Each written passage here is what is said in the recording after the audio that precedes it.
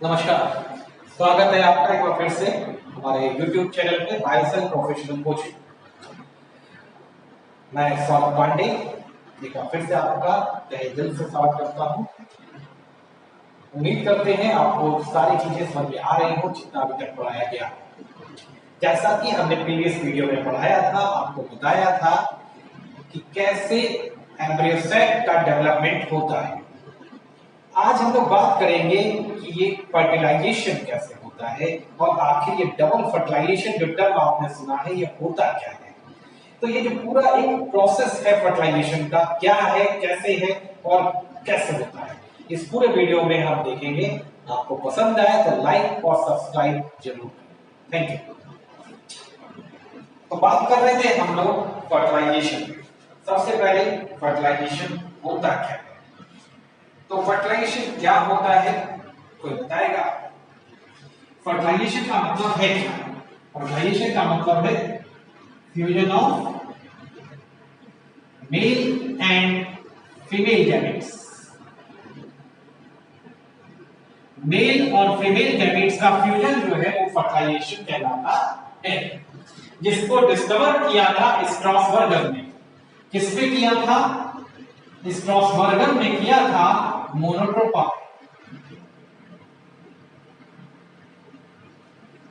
तो स्ट्रॉसबर्गर साहब ने फर्टिलाइजेशन डिस्कवर किया था मोनोट्रोपा के ऊपर, और ये कहा था कि मेल और फीमेल गैमेट अगर आपस में जुड़ेंगे तो वो फर्टिलाइजेशन कहलाएगा। एंजियोस्पर्म में फर्टिलाइजेशन की प्रोसेस काफी लंबी है और उसे हम अलग-अलग पार्ट्स में या अलग-अलग हेडिंग्स में पढ़ेंगे। तो इन सब हेडिंग्स में पहली हेडिंग जो हम पढ़ेंगे वो पढ़ेंगे कि जनरेशन ऑफ पॉलन ग्रेन। जी, जैसा कि प्रीवियस हमने बताया भी है, आपको याद होगा पॉलन ग्रेन्स में जर्मपोर मिलते थे, 3 जर्मपोर डाइकॉट में और एक मोनोकॉट।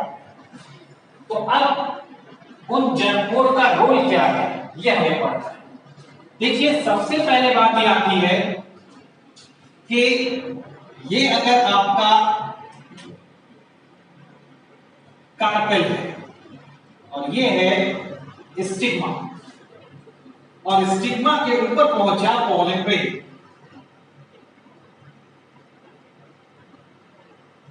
ठीक है साहब, ये पॉलन ग्रेन पहुंच गया।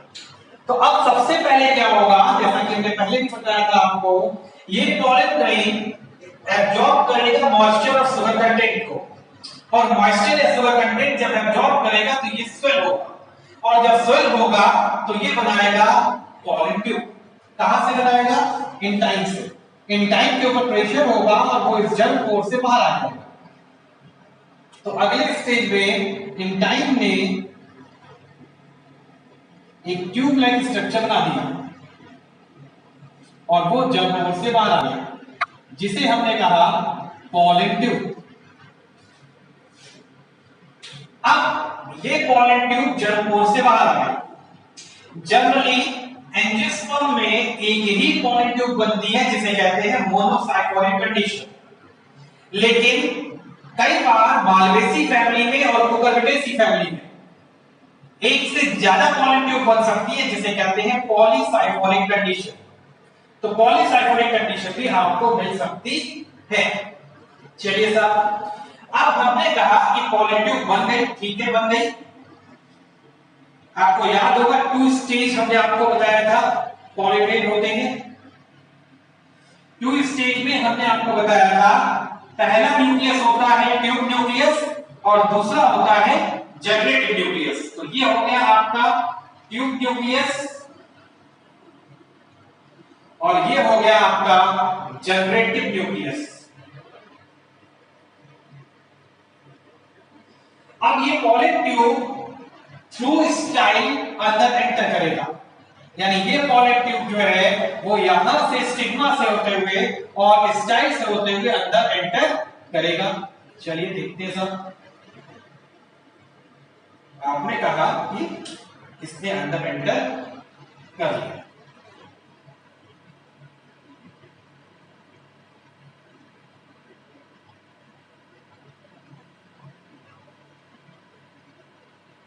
ठीक है, तो सीधी बात है, इसके अंदर इस पॉलन ट्यूब के अंदर क्या क्या होगा? ट्यूब न्यूक्लियस और जनरेटिव न्यूक्लियस, ये दोनों चीजें यहाँ पे होंगी अंदर। इसी समय जब ये अंदर आ रहा होता है, इसी समय जनरेटिव न्यूक्लियस डिवाइड होकर बनाता है दो मेल गैमेट,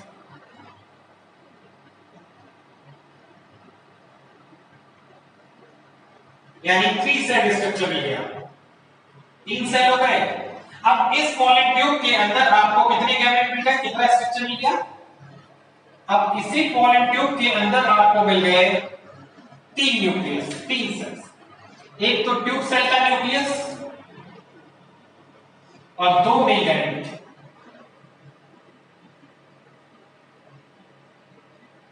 और ये बन गया 3 सेल पॉलन ट्यूब।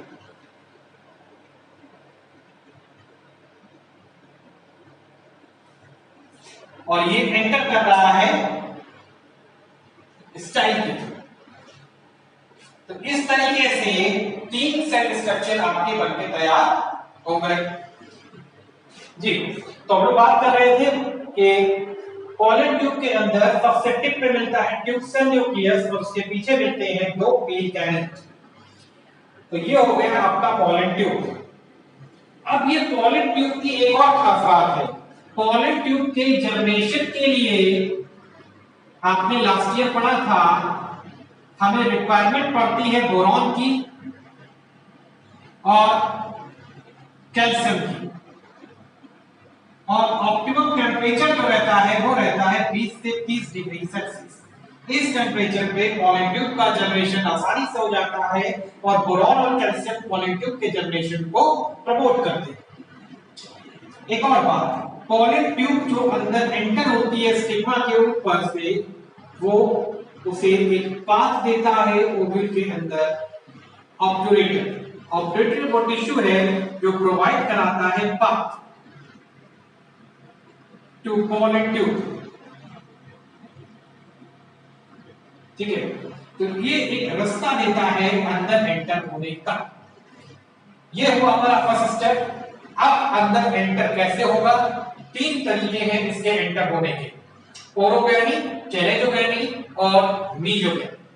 कौन कौन से हैं? अगर एंट्री माइक्रोपाइल के थ्रू होगी तो उसे कहेंगे ओरोगैमी। अगर एंट्री चैलेंजा के थ्रू होगी तो उसे कहेंगे चैलेंजोगैमी।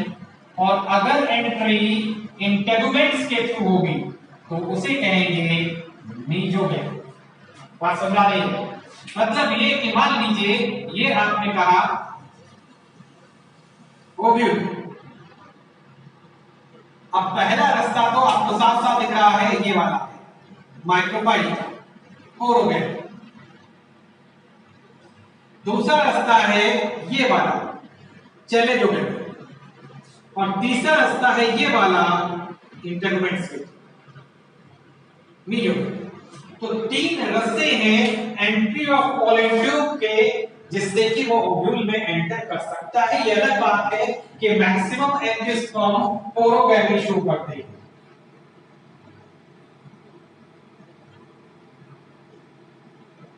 ठीक है ना? तो इस तरीके से मोस्टली एंजियोस्पर्म के अंदर ओरोगैमी के थ्रू पॉलन ट्यूब से मेल गैमेट एंटर करते हैं। एक और बात आपको याद दिला दें, ये मेल गैमेट है नॉन मोटाइल। कैसे हैं?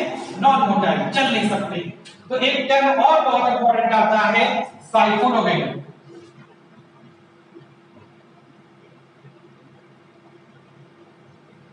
ये क्या होता है? साइफोनोगैमी क्या है?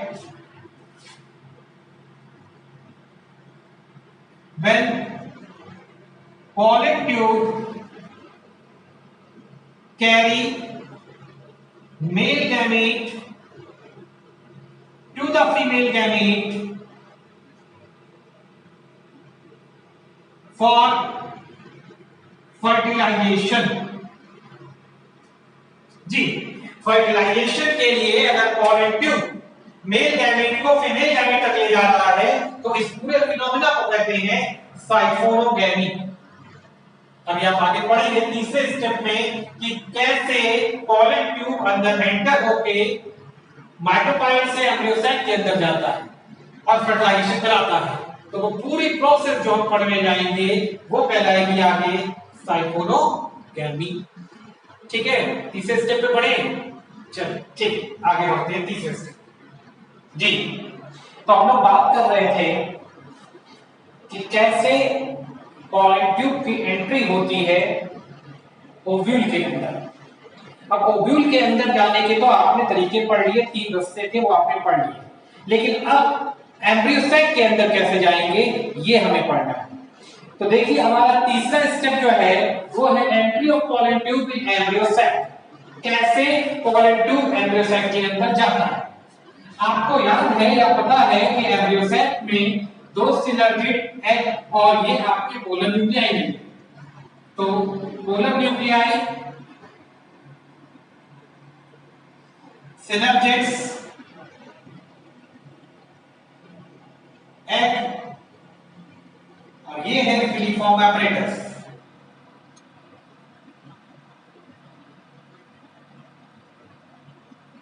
वहीं नीचे ट्यूब न्यूक्लियस और मेल गैमीट और ये है आपकी पॉलन ट्यूब।